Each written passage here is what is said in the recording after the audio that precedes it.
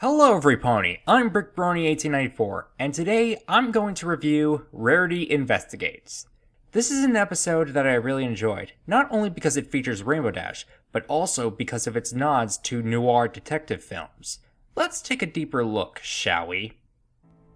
Now, as a film major, I have to give props to this episode making clever nods to film noir, such as the black and white, the jazz music, the low-key lighting, and of course, Rarity's inner monologue, which is of course satirized twice in this episode. I think there may be some unintentional nods to film noir as well, such as the femme fatale. From what I've studied, a femme fatale is often a dangerous female character in film noir, such as Norma Desmond from Sunset Boulevard. But a femme fatale could also be defined as a woman who attracts men through charm and mystery. Just look at Rarity's outfit and how she interacts with the guards physically. Through using charm, Rarity is able to get information out of the guards. Now, that's not to say that Rarity is a femme fatale throughout this entire episode, it's just in this one scene. Another thing about the nods to detective films is that I can sense some nods to classical detective films, as well as noir detective films. I think the most classical of detectives is, of course, the great Sherlock Holmes. Now, I'm not saying that Rarity is entirely like Sherlock Holmes, for you see, classical detectives like Mr. Holmes are scientific and have a personal delight in solving puzzles.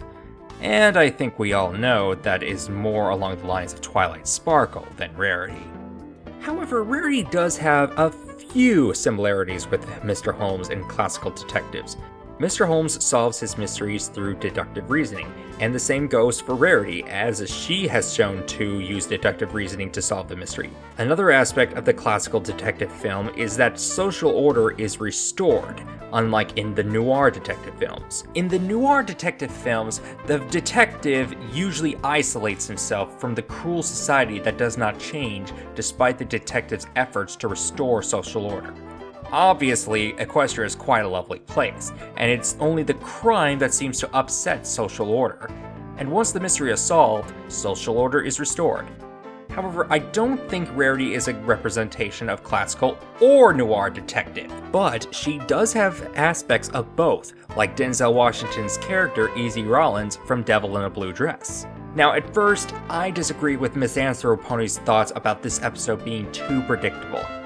However, I thought about it more, and he does have a point. Mystery stories are supposed to keep you guessing on who the villain is, what his or her methods are, and what his or her motives are. However, I really didn't mind it being that predictable. I just went along for the ride.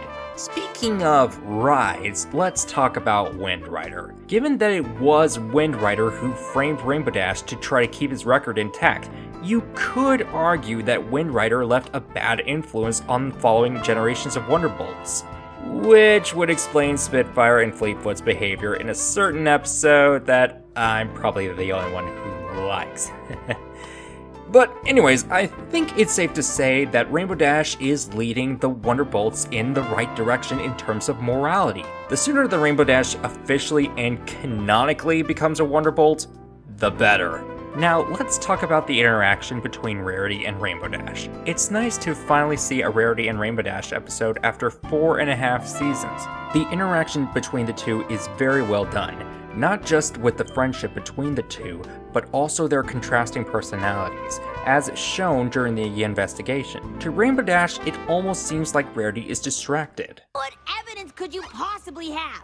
All you did was ask about cake, admire decor, and change outfits a gazillion times. Come to think of it, this is almost similar to an episode of Power Rangers Dino Charge, The Tooth Hurts, where Riley the Green Ranger judges the approach of Chase the Black Ranger. However, Rarity does prove that her methods are effective in solving the mystery.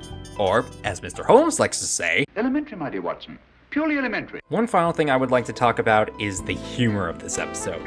There was definitely good humor in this episode, from the beginning of the episode at the Camelot Boutique, to some of RD's facial expressions, and to Rarity's constant changing of outfits. Also, as I mentioned earlier, there are a few times where the episode parodies some of the aspects of film noir, such as the stallion playing the trumpet for jazz music, as well as Rarity's inner monologue twice. Rainbow Dash was questioning my methods, but I knew what I was doing. Do you? Did I say that one out loud? In conclusion, I really enjoyed this episode. It gave clever nods to the style of film noir, as well as making a good, if not perfect, detective story. There is good interaction between Rarity and Rainbow Dash, and it has good moments of comedy as well. It's a good episode that I recommend to those who either love detective films as well as film noir, or just love seeing Rainbow Dash or Rarity on screen. Thank you for watching, every pony. Please comment, like, and subscribe. God bless, and I'll see you all later.